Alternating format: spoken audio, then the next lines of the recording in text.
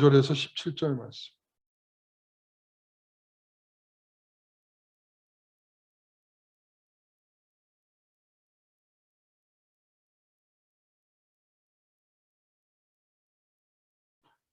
제가 읽겠습니다. 그런즉 너희가 어떻게 행할지를 자세히 주의하여 지혜 없는 자같이 하지 말고 오직 지혜 있는 자같이 하여 세월을 아끼라. 때가 악하니라. 그러므로 어리석은 자가 되지 말고 오직 주의 뜻이 무엇인가 이해하라. 술 취하지 말라. 이는 방탕한 것이니 오직 성령으로 충만함을 받으라. 아멘. 오늘도 지난주에 이어서 어떻게 행할지 주의하여 보라 라고 하는 두 번째 시간입니다. 지난주에 세 가지를 말씀드렸습니다. 지혜 없는 자같이 하지 말고 지혜 있는 자같이 하라. 세월을 아끼라. 그리고 어리석은 자같이 되지 말고 주의 뜻이 무엇인지 이해하라. 이렇게 세 가지를 말씀드렸습니다. 오늘은 그 다음에 이어서 술 취하지 말라. 그리고 성령 충만하라. 이렇게 네 번째가 되는 것입니다. 원래 지난주에 다 이것까지 설교했어야 되는데 이 내용은 좀 길기 때문에 지난주에는 같이 하지 못했습니다. 그런 네 가지 가운데에서 사도 바울이 글을 쓰는 형식이 굉장히 중요한 형식 하나가 나타나고 있다는 것입니다. 그게 뭐냐면 이것은 아니고 그 다음은 이것이다. 이렇게 부정하고 긍정하는 방식으로. 그러니까 어리석은 자가 되지 말고 주의 뜻이 무엇인지 이해하라. 뭔가 술 취하지 말고 성령 충만함을 받으라. 이렇게 되는 거죠. 그러니까 부정을 말하고 긍정을 말하는 것입니다. 어찌 보면 바울은 우리 주의하여 살펴보면서 부정적인 행동을 하지 않도록 하게 하며 긍정적인 행동을 하라는 말도 되겠죠. 우리 성도들이 오랜 시간 신앙생활을 하는 동안 이렇게 어떻게 보면 이렇게 한다는 것에 대해서 너무 잘 알고 있어요. 아, 신앙생활은 이렇게 하는 거야 하면서 실질적으로 이렇게 하는 것에 대해서 실천적이냐 이렇게 물어보면 그렇지 못할 때가 많죠. 어찌 보면 우리가 실제 신앙생활에서 부정적인 것을 하지 않는 것으로 어떻게 보면 만족하는 경우들도 있어요. 자, 이 말은 뭔가 하면 자, 살인하지 말라. 그러면 우리 나는 살인하지 않았어요. 저는 하나님 말씀 잘 지키고 있는 것이죠. 이렇게 말해. 부정적인 것이 있으면 반드시 긍정적인 것이 있다는 거예요. 살인하지 말라의 긍정적인 것은 뭡니까? 사랑하라입니다. 우리가 살인하지 않았다로 만족하고 있다면 아직 반도 못 온 것입니다. 우리는 긍정적으로 사랑해야 합니다. 요즘 여러분 거짓말하지 말라. 그러면 긍정적인 것은 뭡니까? 거짓말하지 참된 말을 하라 이건가요? 오늘 19절의 말씀. 우리 에베소서 5장 19절에 뭐라고 그랬습니까? 시와 찬송과 신령한 노래로 서로 화답하며. 자, 이런 것입니다. 우리가 서로 이 시와 찬송과 신령한 노래로 서로 화답하는 것. 이게 바로 뭡니까? 거짓말하지 않는 것에 거짓말하는 것에 반대인 것입니다. 이렇듯 우리는 이렇게 어떤 부정적인 단계를 넘어서서 긍정적인 단계로 우리는 좀 더 신앙이 성숙해가는 것입니다. 어떻게 보면 이 부정적인 단계를 하지 않는 것에 머물러 있을 수 있어요. 거기에 매여 살 수 있습니다. 나는 이 정도 하지 않는다. 그러나 그 다음, 이 다음에 대하여 전진하지 못하면 여전히 신앙이 머물러 있는 것입니다. 여러분 우리가 모태 신앙인 사람들은 잘 모르지만 신앙을 중간에 갖게 된 사람들 있잖아요. 저 같은 사람. 예수 안 믿다가 23살에 처음 교회를 다니게 됐는데 그러니까 이게 뭡니까? 그러니까 예수를 나중에 딱 믿게 되니까 그 믿는 기쁨이 굉장히 큰 거예요. 너무나 기뻐가지고요. 나가면 전도하고요. 나가면은 이 찬송하고요. 뭐 노방전도 그래서 교회에서도 뭐 안 하는 봉사 없어요. 피곤한 줄도 몰라요. 그리고 안 하는 사람들이 기도하지 않으니까 혼자 가서 밤새 철야 기도를 하면서 왜 사람들은 기도하지 않을까? 이러면서 지가 언제부터 기도했다고. 그러니까 나도 모르는 사이에 그 기쁨 때문에 막 그냥 즐거워하면서 신앙생활 한단 말이에요. 여러분 그래서 보니까 우리가 신학교에 가면요. 가장 목사 같을 때가 몇 학년이냐 이렇게 물어보면 신학교 1학년 때더라고요. 왜 그러냐면 두 번째 단계. 자, 첫 번째 단계 그냥 마냥 즐거워하고 행복해하고 그냥 뭐가 뭔지 분간치 못하고 그냥 열심을 내는 거. 이게 첫 번째 단계였다면 두 번째는 그런 것이 조금 식어지면서 이제 하나님의 말씀이 이해가 되면서 그러면서 하나님 말씀이 머리에 들어와서 이제 그것이 쌓이기 시작합니다. 이렇게 쌓이게 되니까 뭐가 점점 생기냐면 비판력이 생기고 판단력이 생기는 거예요.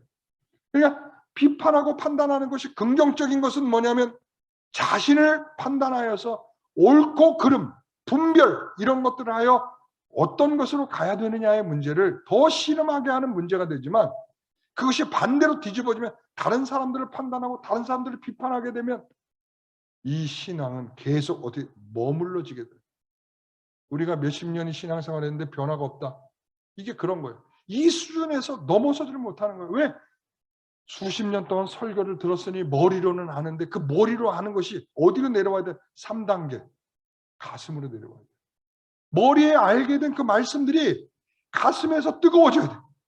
그러니까 처음에 예수님을 만나서 뜨거웠던 마음들이 그냥 아무것도 모르게 뜨거웠다면 이제는 머리로 하나님 말씀이 채워지고 알아진 것들이 그것이 이제 가슴으로 내려와서 그것을 내 가슴에 불을 지르는 거예요.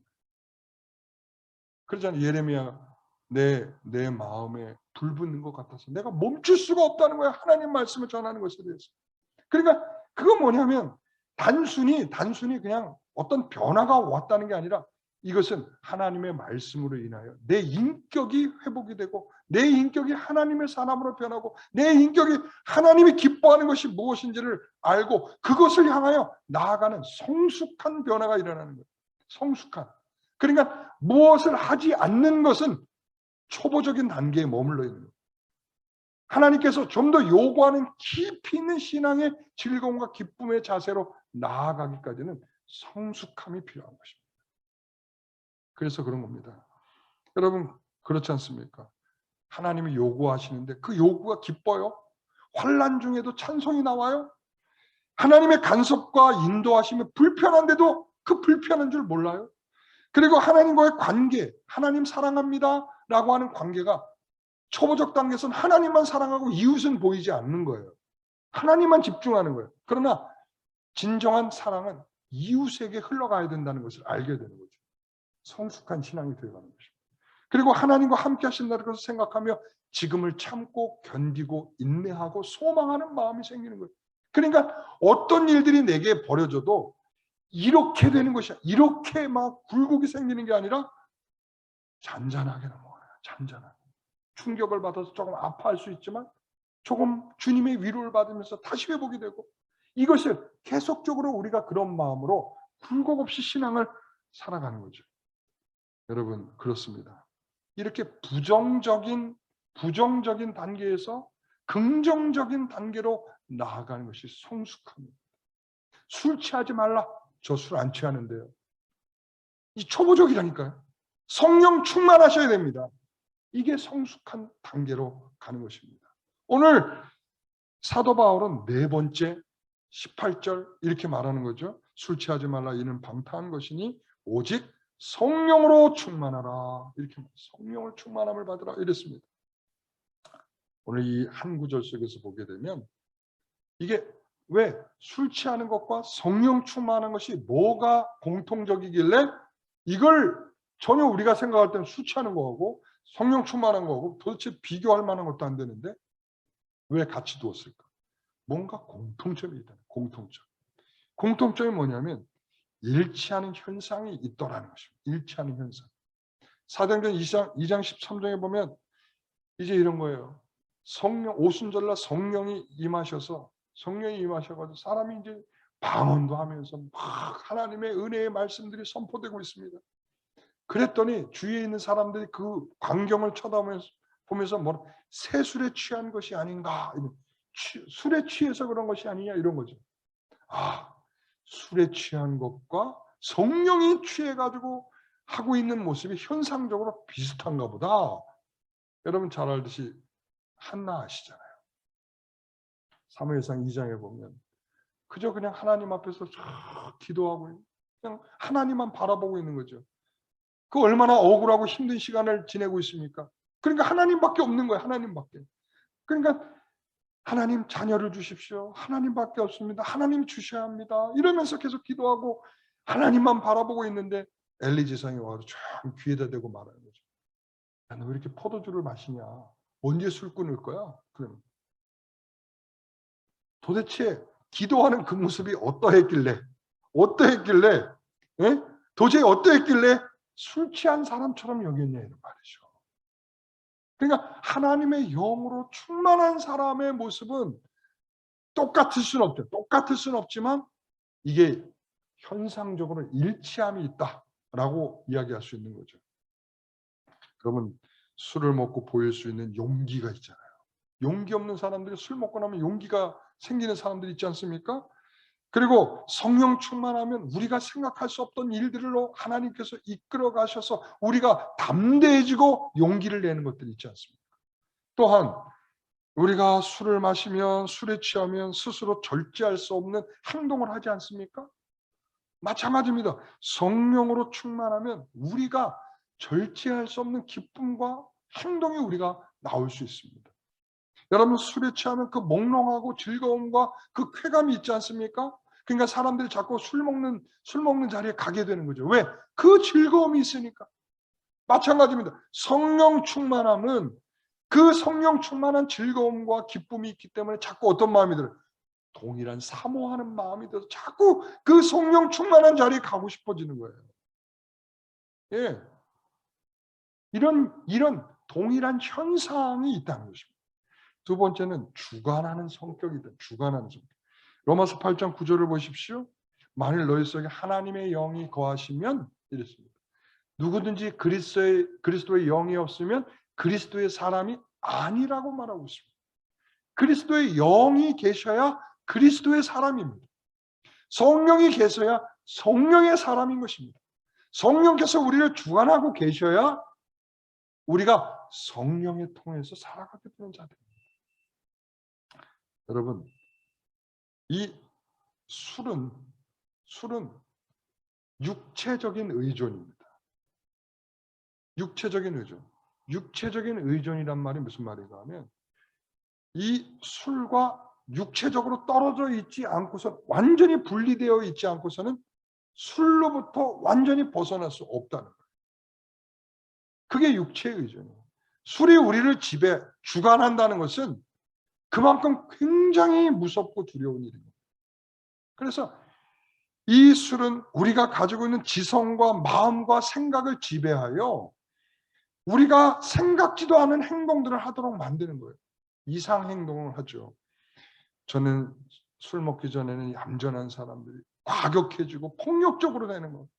그리고 여러분 보십시오.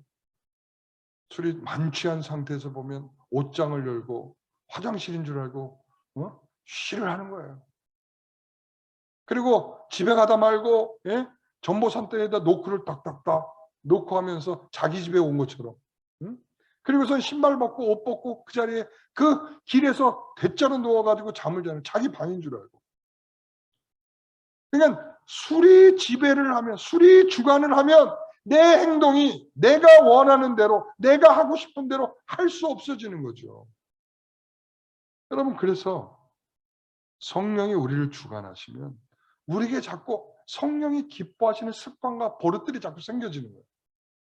나도 모르게 먼저 기도하게 되고 나도 먼저 모르게 하나님 중심적으로 생각하게 되고 내가 하나님이 무엇을 더 기뻐하실까? 이걸 먼저 생각하게 되고 성령이 우리를 주관하시면 성령께서 우리를 주관하심으로 인하여 거기에서 할 수밖에 없는 행동들이 나올 수밖에 없는 거죠. 그래서 말이죠. 사도행전 7장 55절에 가면 스데반이 설교하고 마지막에 돌 맞아 죽는 장면에서 이렇게 말해요. 성령 충만하여 이렇게 뭐라고요? 성령 충만하여 하늘을 우러러 주목하여 뭘 봤어요? 하나님의 영광을 봤고요. 하나님 보좌 우편에 앉아 계신 예수 그리스도를 봤어요. 이 말은 뭐냐면 여기에서 먼저 보이는 게 뭐겠어요? 그를 향해서 지금 던지고 있는 돌이죠. 지금 악하는 소리도 낼 수 없을 만큼 굉장히 두렵고 힘들고 어려운 상황입니다. 그런 상황에서 그는 눈을 들어 뭘 봤어요? 하나님의 영광을 봤다는 거예요. 여러분, 하나님의 영광. 그 순간에 하나님의 영광이 왜 보이냔 말이죠. 하나님 보좌 우편에 예수님께서 나를 향하여 응원하고 계시는 그 응원의 박수 소리를 듣게 되더라는 거죠. 뭐 때문에요? 성령 충만하여. 성령 충만하여. 자기가 가기도 싫은 게, 자기가 언제 순교를 생각했겠어요? 자기가 언제 돌 맞아 죽을 걸 생각했겠습니까? 그런데 하나님께서 자신을 그렇게 이끌고 성령이 충만하여 이끌고 가십니다. 그러니까 초대교회의 이 안수 집사들은 말이죠, 두 가지를 잘했어야 돼요. 성령 충만해야 되고 칭찬받는 사람이어야 돼요. 성령 충만한 사람. 성령 충만한 사람. 왜 그러냐면 구제 일을 하는데 성령 충만해야 된다는 거예요. 여러분, 그들이 구제 일을 하고 이 사도들이 말씀과 기도에 전무할 수 있도록 그들이 그 나머지 사역들을 감당하려고 할 때 뭐가 필요하다고요? 성령이 충만해. 오늘 말씀과 일치하는 거예요. 성령이 충만하여 그의 일들을 감당할 수 있는 거예요. 성령이 충만해야만. 여러분, 그래서 우리는 이런 점에서 일치한다는 것을 주관하고 있구나. 예? 그러니까 성령이 우리를 주관하시면 성령이 우리를 이끄시는 방식에 익숙해져 가는 것입니다. 사랑하는 성도 여러분, 우리 성도들이 그러하시기를 간절히 축원합니다. 두 번째는 술 취하는 것과 성령 충만하는 것이 다른 점이 있습니다. 똑같을 수는 없죠? 다른 점이 있다는 거예요. 반대. 항상 앞과 뒤가 지금 반대적 개념이었었잖아요. 지혜 없는 자 같이 하지 말고 지혜 있는 자 같이 하고, 그리고 어리석은 자와 뭐예요? 주의 뜻을 이해하는 것으로 서로 반대적인 것이었고요. 세 번째는 뭐예요? 술 취하지 말라. 이것의 반대적인 게 뭐예요? 성령 충만이란 말이에요. 이게 공통된 요소도 있지만 이렇게 반대되는 요소가 있어요. 자, 방탕하다는 것은 뭡니까? 방탕한 것. 제가 지난번에 이 4장 19절 할 때 그랬죠. 방탕에 방임하여 더러운 일을 하게 된다라고 얘기 드렸잖아요. 감각 없는 자처럼 방탕하여 방임하여 더러운 곳에 자신을 떠맡기는 인생으로 살아가지 말라는 거예요. 그때 제가 방탕을 말씀드렸는데 낭비입니다. 낭비하는 거예요. 방탕한다는 것은 낭비한다는 거예요. 그러니까 사도 바울은요, 낭비하는 첫 번째 케이스로 뭘 꼽는 거예요? 술 취함을 꼽는 거예요. 그래서 한 번만 말하고 있는 게 로마서 13장 13절에 봐도 술 취함과 방탕함을 함께 묶고 있고요. 그다음에 갈라디아서 5장 13절에도 21절에도 마찬가지로 술 취함과 방탕함을 함께 묶고 있어요. 그러니까 사도 바울의 생각 속에서는 시간이 됐던 뭐가 됐던 낭비의 첫 번째 개념은 뭐냐면 술 취함. 여러분, 그래서 술 취함은 자신을 낭비하면서 살아가는 대표적인 케이스. 허망한 인생을 사는 자들에게 나타나는 특징입니다. 여러분, 그래서 누가복음 15장 13절을 보시면 이 탕자가 그렇죠. 아버지의 재산을 가지고 멀리 떠났다가 먼 나라에 가서 자신이 가지고 있던 모든 것들을 허랑방탕하여 그 재산을 뭐 했다고요? 낭비하였다. 이렇게 됐어요. 허랑방탕한 자체가 낭비인데요. 낭비하였다 이렇게 돼 있어요.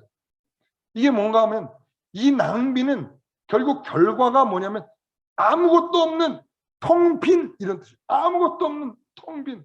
여러분, 이 낭비의 결과는 뭐냐면 아무것도 손에 쥐울 수 없다. 아무것도 가질 수 없다는 거예요. 아무것도 없다는 것입니다. 이렇게 시간, 물질 등을 낭비하는 모든 삶을 방탕함이라. 이렇게 낭비하는 삶은 장차올 영광에 어떠한 도움도 되지 않는 삶이라는 것입니다. 장차올 영광을 위해 살지 않는 모든 것이 뭐냐? 방탕하다는, 낭비하고 있다는 거예요. 우리가 주일 예배를 참석하지만 누군가에게는 방탕함이 되는 거예요. 전적으로 하나님께 예배가 되지 않고 마음이 다른 데가 있고 졸고 있고, 그리고 또한 이 생각이 다른 데가 있고 다른 걸 염려하고 있고 하나님 말씀에 집중하지 못하고 예배 드릴 때 찬양 찬양은 하지만 입술에선 찬양을 하지만 마음은 전혀 동의되어 있지 않고 여러분 이 모든 것이 다 방탕한 것입니다. 그럴 겁니다. 교회 안 나온 것보다 나오는 것이 낫죠. 이것도 방탕이고요. 교회 나와 있는데 다른 생각하고 있고 다른 짓 하고 있는 것 전부 다 방탕한 것이라고요. 그러니까 결국은 하나님이 뭐라고 말해요? 네가 소를 끌고 나와도 나는 너를 향하여 얼굴을 돌리지 않아. 네가 찬송을 불러도 하오 듣기 싫어. 시끄러워. 우리는 그냥 하면 다 좋은 거라고 생각하지만 하나님의 생각은 달라요. 방탕한 것이라고요. 마음 없이 행하는 것 방탕한 것이라고요. 우리가 이 시간에 몸은 나와 있지만 마음은 딴 데가 있는 것 방탕한 것이라고요. 여러분 방탕한 것은 낭비하는 것입니다. 아무것도 없는 것입니다. 여러분 이 순간이 하나님한테 아무런 것도 되지 않는다는 말씀이죠. 그러나 여러분이 드려지는 이 예배가 그런 차원이 아니시기를 원합니다. 여러분 보십시오. 홈쇼핑을 보면 우리가 홈쇼핑을 보잖아요. 그러면 홈쇼핑을 보다 보면 쏙쏙 빨려드는 부분들이 생겨요. 왜 그런가 하면 아니 이렇게 하는 걸 보면 정말 필요한 것처럼 보여요. 정말 필요한 거. 제가 어느 순간 그래. 아니 주방 세트가 그렇게 좋아 보여요? 그게 나하고 무슨 상관이 있습니까? 뭐 제가 살림도 안 하고 있는데 주방 세트가 왜 이렇게 좋아 보이지? 저거 사고 싶다 이런 생각이 드는 거예요. 야, 여러분 제가 그러니까 나하고 상관없는 물건조차도 그걸 보면 좋아 보이고 사고 싶고 그리고는 왜 있잖아요. 사람의 마음을 쪼이듯한 멘트가 있잖아요. 자, 이게 마지막입니다. 지금까지 이런 가격이 없었습니다. 여러분들에게 팔 수 있는 마지막 찬스요. 마지막 기회. 자, 3분 남았습니다. 그런 순간 사람은 080을 누리고 있는 거죠. 네? 그러니까 이 홈쇼핑은 우리가 사고 싶은 거냐 안 사고 싶은 거냐 이걸 따지지 않고 사게 되죠. 그러고 나서 한두 번 쓰고 나면 어디로 가요? 창고로 가는 거야. 이게 왜 그래? 우리가 정말 소비를 할 때는 정말 필요한 것인지 안 필요한 것인지를 심사숙고해야 되죠. 그렇게 심사숙고하지 않고 그냥 충동 구매를 하고 나면 나중에 어떻게 되는 거예요? 어떻게 됩니까? 이게 낭비를 한 거예요. 이게 낭비라는 거예요. 이게 낭비. 그러니까 심사숙고하지 않고 필요하지 않은 일을 이것을 그냥 사들이거나 행동으로 나타나는 것이 다 낭비란 말이에요. 이 세상은요. 우리를 그렇게 지금 낭비하도록 홈쇼핑에서 그런 방송을 하면서 우리를 그렇게 낭비의 벽으로 계속 끌고 가듯이 세상은 우리를 그렇게 낭비하도록 만들어요. 여러분 그래서 채널을 틀 때 절대로 여러분 이렇게 밀어서 틀지 마세요. 5, 6, 7, 8, 9 이런 식으로 가지 마십시오. 5번 틀었으면 그 다음에 7번으로 트십시오. 7번 틀었으면 9번을 트십시오. 제가 이 얘기 왜 하는지 아십니까? 5번 옆에는 6번 홈쇼핑이 기다리고 있습니다. 7번 옆에 8번이 홈쇼핑이 기다리고 있어요. 9번 옆에 10번이 홈쇼핑이 기다리고 11번 옆에 12번이 홈쇼핑이 기다리고 있어요. 여러분 그러니까 여러분들이 앞에서 안 걸리다가도 뒤에 가서도 걸려. 왜? 앞에서는 잘 넘어갔는데 뒤에서 틀다 유선 방송 여러 가지 방송들을 이렇게 가다 보면 어느 순간에 나도 모르게 이거 좋은데 왜 앞에서 보고는 넘어갔는데 뒤에서 보면 또 걸려. 이게 바로 홈쇼핑의 전략 아니겠습니까?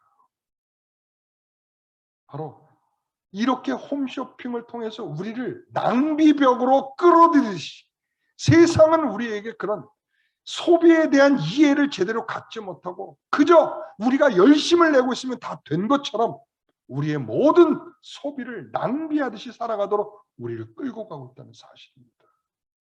이게 바로 술 취하지 말라는 것입니다. 두 번째는 뭐라고 그럽니까? 아끼는 것입니다.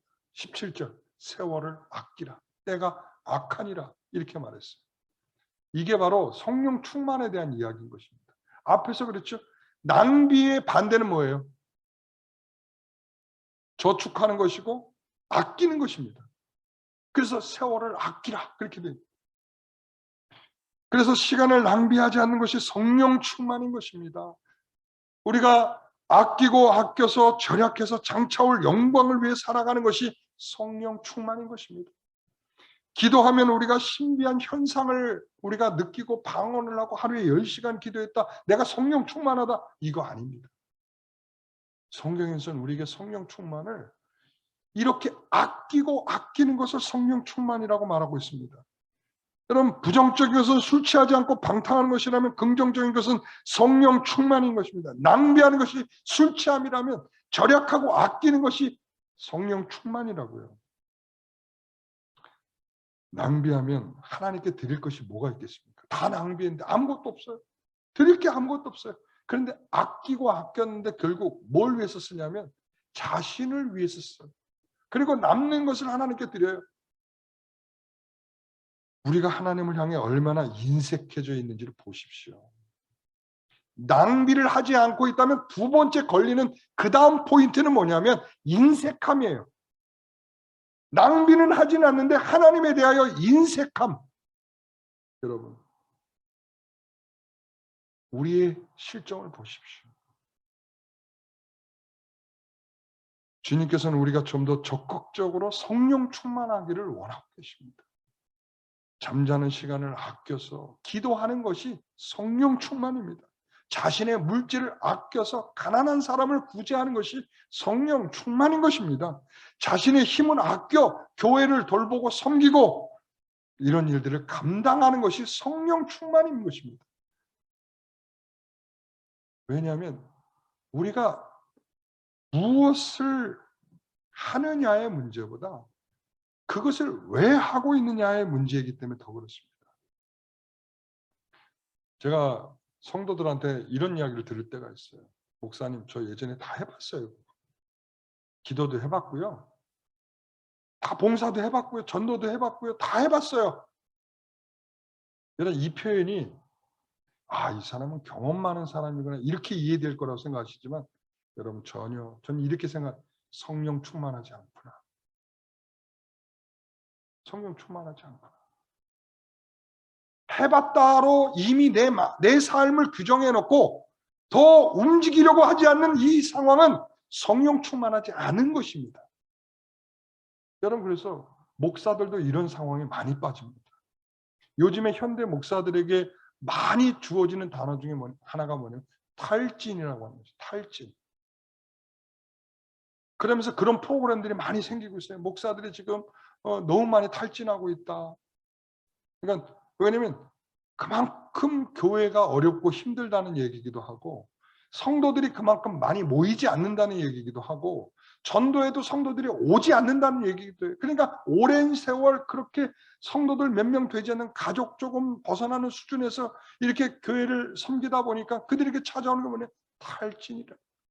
더 이상 아무것도 하고 싶지 않아지고 무기력해지고 그리고 또한 우울해지고 아무것도 하고 싶은 생각이 안 든다는 거예요. 저는 이거를 단순히 이렇게 보고 싶지 않습니다. 탈진이 아니라 성령 충만하지 않은 것입니다. 하나님께서 우리에게 가고자 할 때 힘을 안 주시는 분이 아니라고요. 성령께서 우리에게 하게 하시는 일을 하는 게 아니라 내가 하고 싶은 일을 하다 보면 탈진하게 돼 있어요. 여러분, 오늘 교회 안에 있는 성도들도 보십시오. 조금은 열심을 내다가 멈추는 이유가 뭡니까? 성령 충만하지 않아. 자기를 위해서 일하는 것이고 자기가 하고 있는 일이고 자기의 자랑을 위해서 하는 일들이죠. 여러분, 이렇게 하다 보면 금세 중단하게 되어 있어요. 성령 충만은 그분의 충만함으로 우리가 그 길을 걷는다는 의미입니다. 목사가 계속 그 길을 기쁨으로 갈 수 있는 첫 번째 이유는 아무런 일이 없거나 행복해서 이런 것이 아니라 그분이 나를 주관하시고 그분이 나를 끌고 가시고 계시기 때문에 거기에 대해 만족하고 기뻐하는 마음이 생기는 것입니다. 그래서 사랑하는 성도 여러분, 우리는 성령께서 공급하는 힘으로 하고 있는 것입니다. 그렇게 하지 않는 모든 일들은 뭐라고요? 방탕한 것입니다. 제가 다시 한번 아까 말했던 것을 다시 한번 말하면서 결론을 내리려고 합니다. 결국 우리는 성령 충만한 성도가 되셔야 합니다. 부정적인 것에서 어디로요? 긍정적인 것으로. 이게 성숙함이라고 말씀드렸습니다. 그래서 우리가 환난과 핍박 중에도 성도는 뭐 했다고요? 자기의 신앙을 지켰다. 이렇게 우리가 찬송하지 않아요?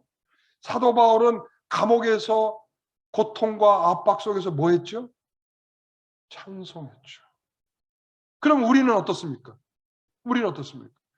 우리는 환난과 고통과 어려움 속에서 뭐 하시겠습니까? 기도하셔야겠죠. 이게 성숙함입니다. 그저 주저앉아서 아파하고 그냥 고통만 호소하고 하나님 나 이 고통 벗어나게 해주세요. 이게 아니라 하나님 이 고통 저에게 왜 왔습니까? 하나님 뭘 위해서 온 것이죠?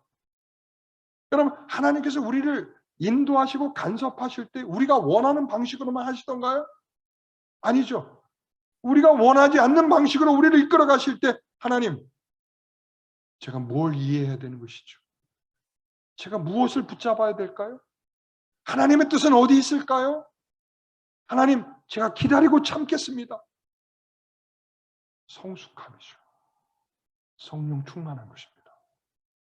성령 충만은 그분의 뜻을 헤아리며 그분이 주시는 그 은혜 안에서 그 은혜를 충분히 누리며 그것 때문에 기뻐하고 그것 때문에 자신이 가는 길을 멈추지 않는 것입니다. 이게 바로 성령.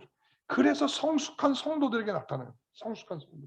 성령 충만. 내가 오늘 기도 많이 했다. 성령 충만하다. 여러분 이거 착각입니다. 기도 많이 했는데 나가자마자 여러분 어떤 모습으로 바뀐 줄 아세요? 으르렁거리고 싸우는 모습으로 바뀌어요. 이거 성령 충만이 아니라는 거예요. 여러분 기도해서 성령 충만할 수 있습니다. 그러면 그 기도가 여러분의 삶의 자세를 달리 바꿔가게 할 것입니다. 왜? 하나님께서 나를 그렇게 성령께서 그렇게 기도하게 하셨으니까. 그래서 결론입니다. 성령 충만으로 세월을 아껴 거룩한 기회를 살아. 여러분 그것이 시간이 됐든 물질이 됐든 아니면 여러분들이 소모하는 모든 어떤 것이 됐든 전 인격이 됐든 여러분 그 모든 것을 아끼십시오. 그리고 하나님이 우리에게 주실 기회를 사십시오. 그래서 성령 충만하십시오. 여러분 그것이 우리에게 지금 요구하시는 하나님께서 주시는 은혜입니다. 술 취하지 말라. 이는 방탕한 것이니 성령으로 충만을 받으라. 오늘 이 말씀을 기억하십시오. 부정에서 긍정, 이 단계 성숙함, 그리고 이 성령 충만은 아껴서 그분이 하나님이 원하시는 그 일을 위하여 살아가는 것. 여러분 이것을 마음에 담아서 한 주간에 힘써 성령 충만하신 성도들 되시기를 간절히 소원합니다. 기도하겠습니다. 하나님 감사합니다. 우리가 주의 주신 은혜를 따라서 성령으로 충만하게 하여 주시고 세월을 아끼고 또 하나님이 우리에게 주신 모든 것들을 낭비하지 않고 하나님의 영원한 그 영광을 사모하는 마음으로 우리가 소비하고 드릴 수 있는 우리가 되기를 소원합니다. 하나님 이 시간 우리 이곳에 있는 성도들에게 성령 충만한 은혜를 다시 한번 주시기를 소원합니다. 예수님의 이름으로 기도하옵나이다. 아멘.